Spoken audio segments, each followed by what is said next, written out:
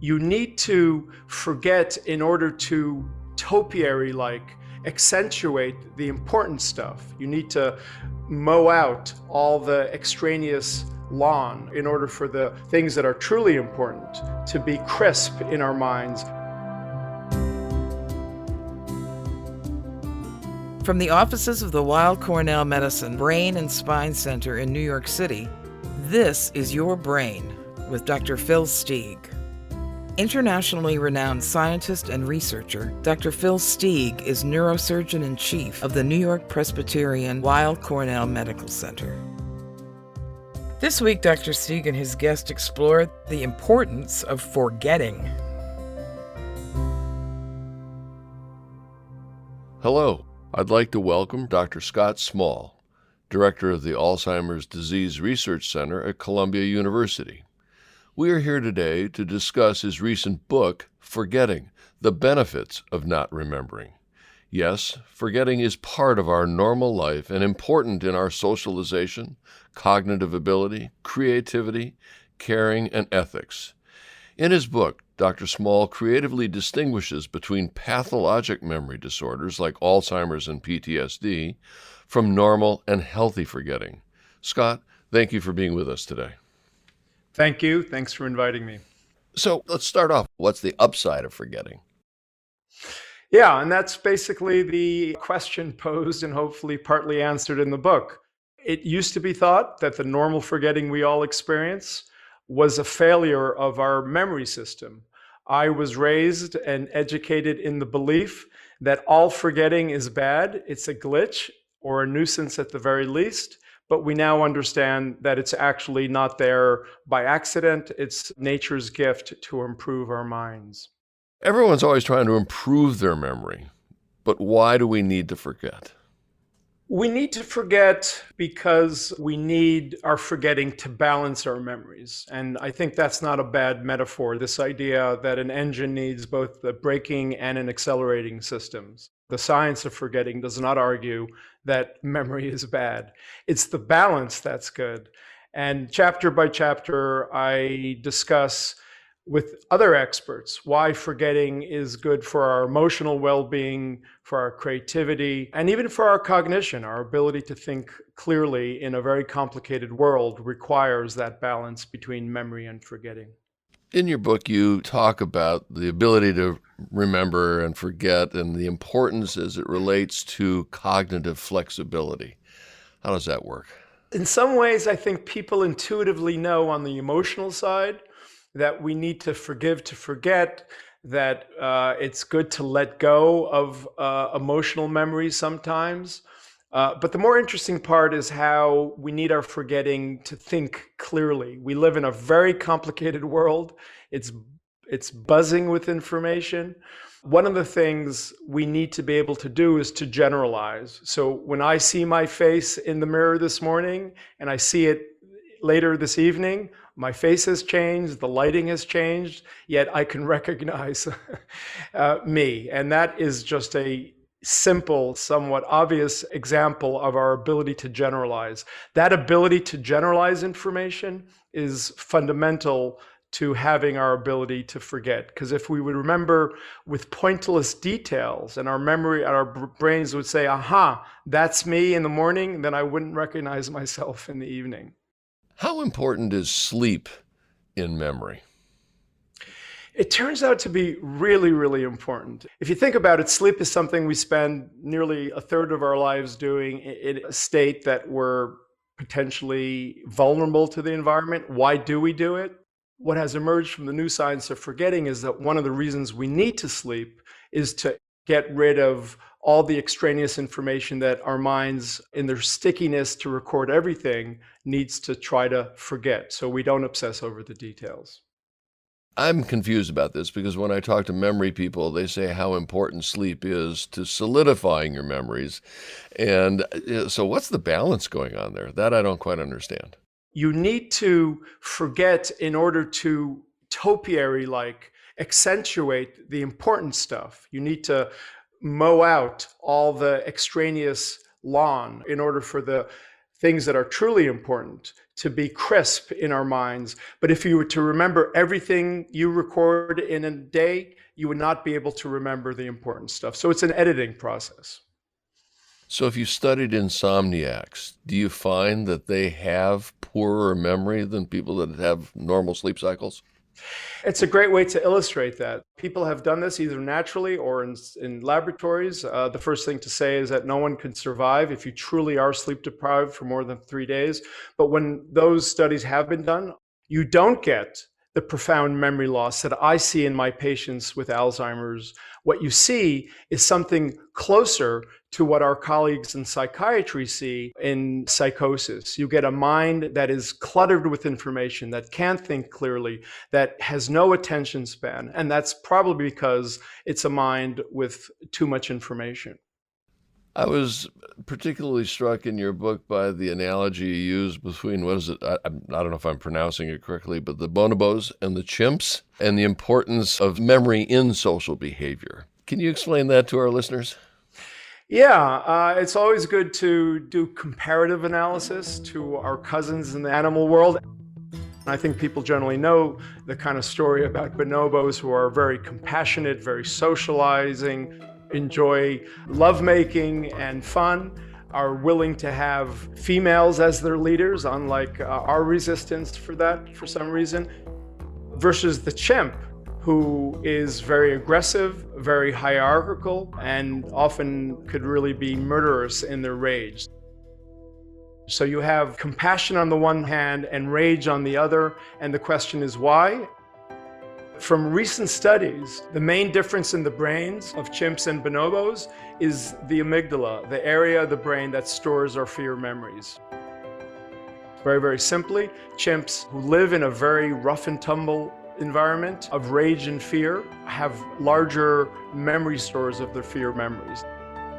The primatologists now think that that's one of the reasons why bonobos have a more pro-social disposition.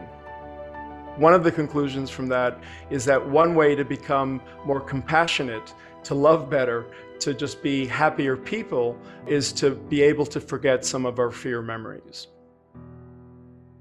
Let's hop back to humans for a moment.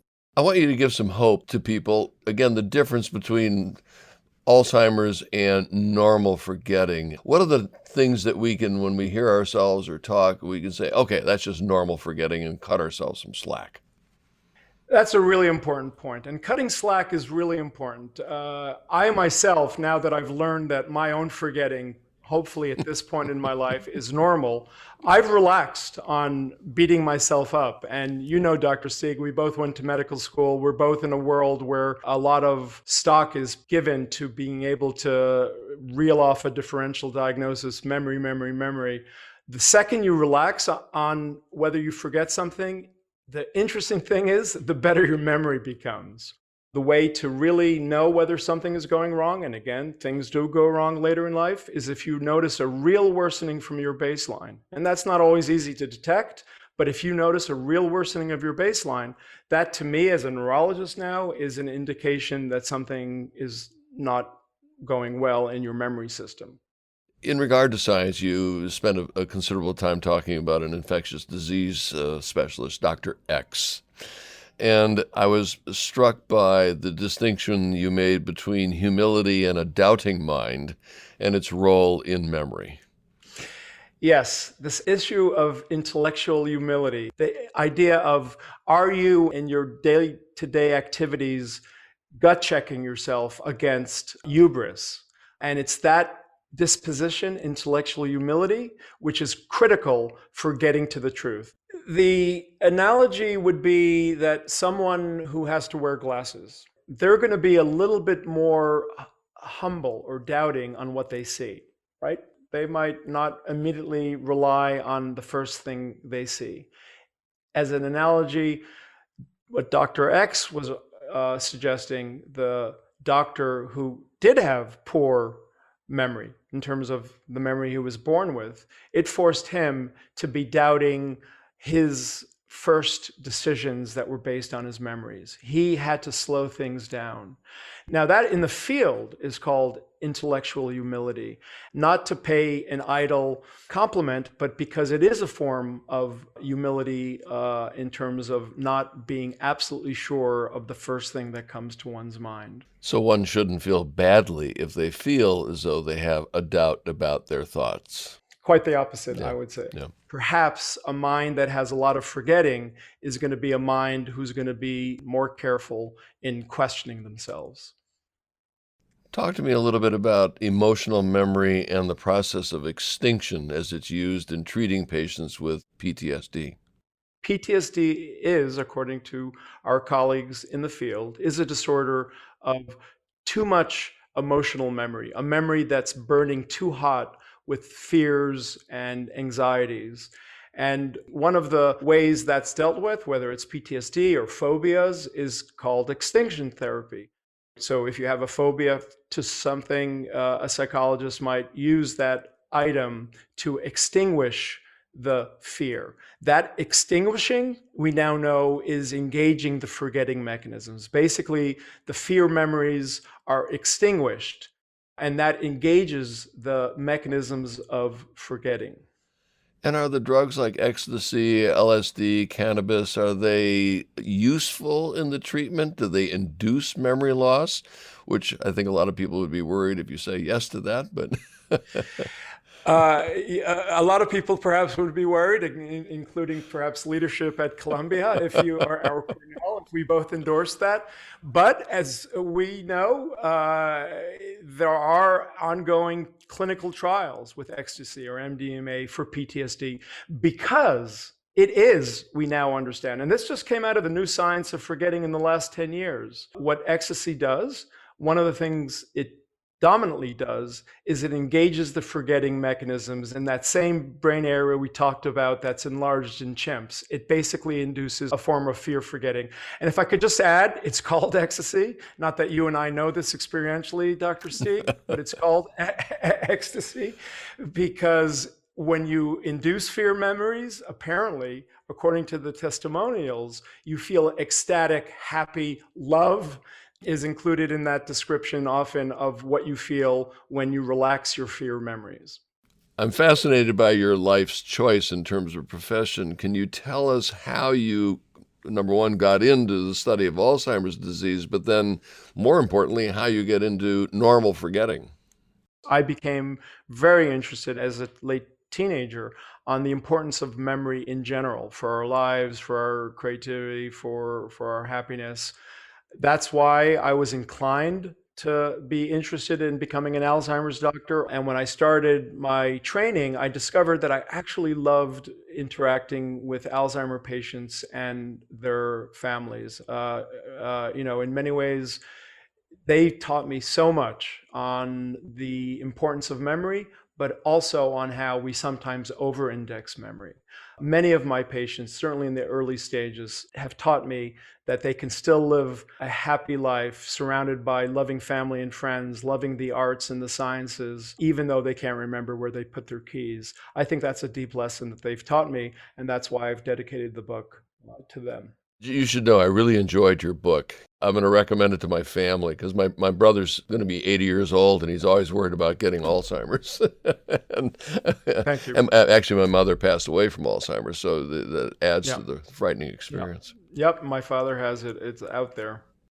What are your thoughts about the family members of the patient that has Alzheimer's? How important is forgetting for them?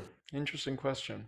Well, I think, again, memory is important. I would not say that they should forget the suffering. We all should engage our suffering.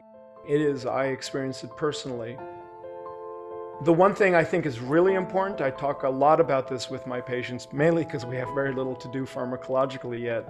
I'll spend as much time as my patients and family need. I strongly encourage them to not become the healthcare provider, because you want to maintain the memory of the person who has Alzheimer's intact. The memory, not when they're old, feeble, need help with their toiletries. The memory should be preserved of when they were in their full glories. Yeah, I think that's a really important point, and thank you for making that. It's, yeah, trying to remember the positive things. It's in my circumstance, it was 10 years of watching my mother just dwindle, and the last memory I have is when I walked up to my mother and she couldn't talk to me. Obviously, I don't think she understood what I said, but a tear came down her eye, and it was Yeah. just, why this? Yeah. Yeah. Yep. Yep. It's painful.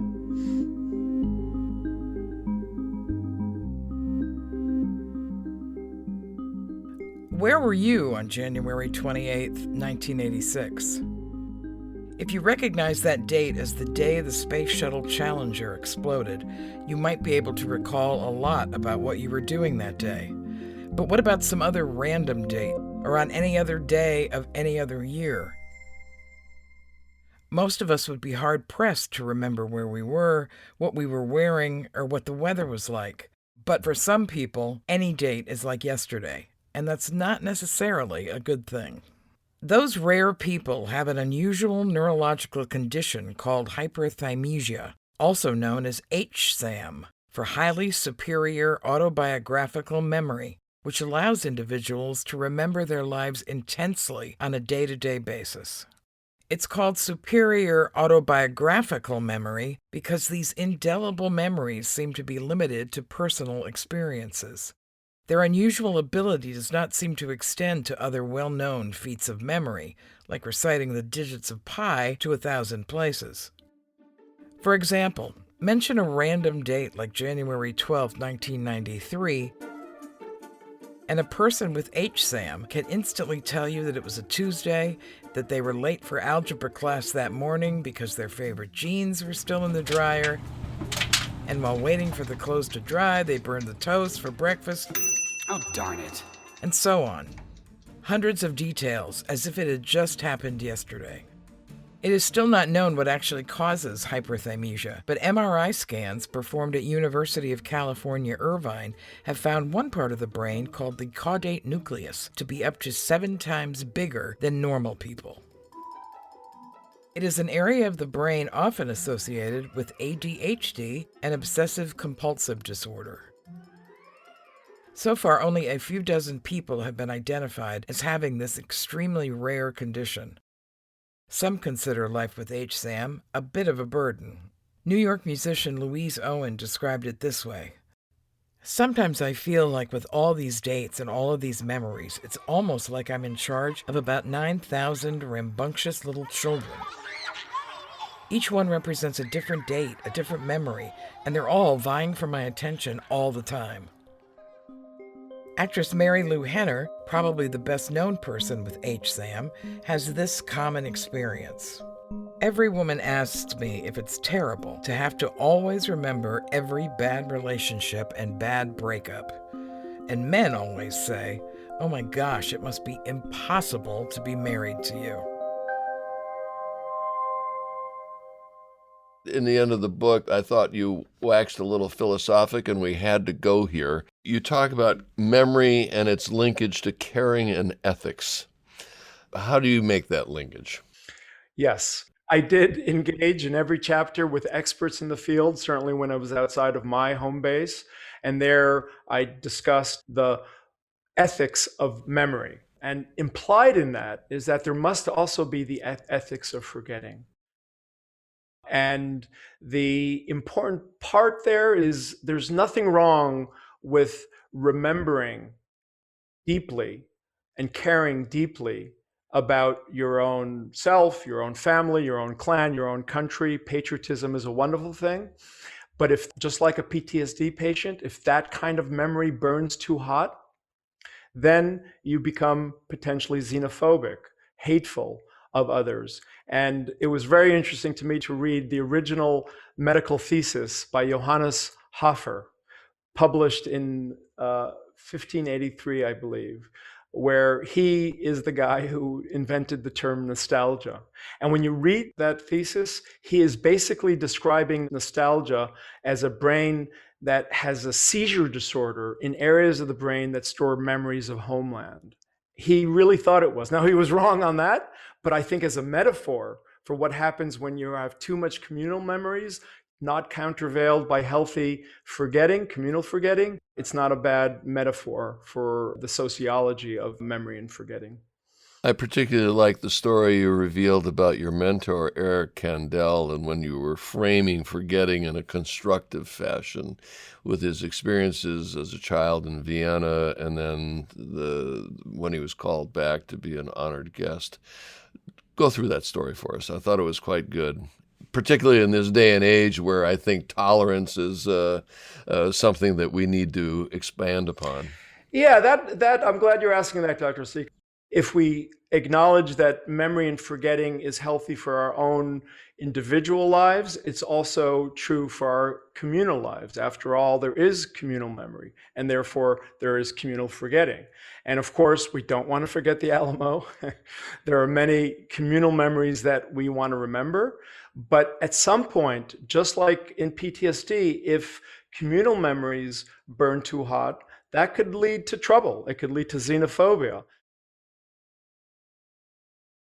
In the personal story with my mentor and academic father, Eric Kandel, it was a wonderful experience to talk about this with the world's leading expert on memory, Eric Kandel, who won a Nobel Prize for clarifying the cellular mechanisms of memory.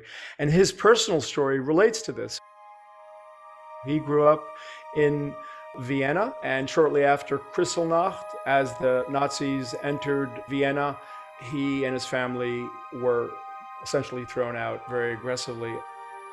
And he, of course, has that emotional memory, and he should not forget. I come from a family of Holocaust survivors. We should not forget. But at some point, Eric was asked, after he won the Nobel Prize, the Viennese mayor said, "Oh, you were born here. We want to give you the keys to the city. We want you to be our beloved son of the city." And Eric said, "Hang on one second. It's not that easy." But he agreed that at some point you should engage in some forgetting, enough to forgive and forget. And let me also point out that amnesty comes from the Latin, which means forgetting. Amnesia, amnesty. Amnesty, if it's done properly and thoughtfully, is a great example of where you need communal forgetting to balance your communal memories.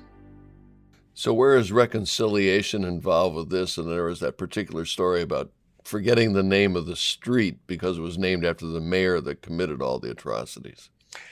That's right. So you don't want to be forgetting to the point where, and forgiving to the point where you just eradicate everything and just sort of just be namby-pamby about it. So Eric was very clear in his ability to forgive and forget and to ultimately accept the keys to the city, to being a honored son of Vienna, by making some requirements. There was a street in Vienna named after a truly virulent Nazi, and he requested that that person's name be deleted, which is a form of forgetting from the communal records, by removing that. He also asked to have an annual meeting on reconciliation, bringing the perpetrators who are still alive with the victims who are still alive, and that's part of the forgetting and forgiving process. To do it in a constructive manner where everyone understands, not just a blanket check, I'm just going to forgive. Yeah, hopefully in this day and age we can get some more reconciliation going on. Dr. Scott Small, author of Forgetting: The Benefits of Not Remembering. Thank you so much for expounding upon the process of forgetting and its importance in terms of cognitive flexibility, our creativity, and most importantly, in some of our ethical decision-making. It's really been a pleasure talking with you. It's been my pleasure, Dr. Sig. Thank you for your interest, and thank you for your probing questions. This is Your Brain with Dr. Phil Steig is produced for the Weill Cornell Brain and Spine Center by the Really Interesting Picture Company. Episode producers are Geraldine Abinader and Hildy Rubin. The series is directed and edited by Tom Veltri with music by Lenny Williams. The announcer is Allison Power. Please sign up for our newsletter and get access to special episode-related bonus content at thisisyourbrain.com, and follow us on Facebook at This Is Your Brain.